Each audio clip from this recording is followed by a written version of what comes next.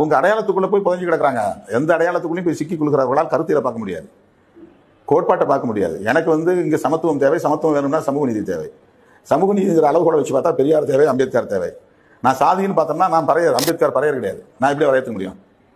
நான் மொழின்னு பார்த்தா நான் தமிழர், அம்பேத்கர் தமிழர் கிடையாது, நான் எப்படி அவரை ஏற்றுக்க முடியும்? நான் பிராந்தியன்னு பார்த்தா நான் தென்னிந்தியர், அம்பேத்கர் வட இந்தியர், நான் எப்படி அவரை ஏற்றுக்க முடியும்? நான் இந்தியன்னு பார்த்தா கார்ல் மார்க்ஸ் இந்தியர் கிடையாது, நான் எப்படி கார்ல் மார்க்ஸ் ஏற்றுக்க முடியும்?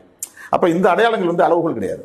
நான் கார்ல் மார்க்ஸ் ஏற்றுக்கிறேன்னா கார்ல் மார்க்ஸ் பேசுகிற சமத்துவ கோட்பாடு தான், சுரண்டலுக்கு எதிரான கருத்தியல் தான், ஆதிக்கத்துக்கு எதிரான கருத்தியல் தான்.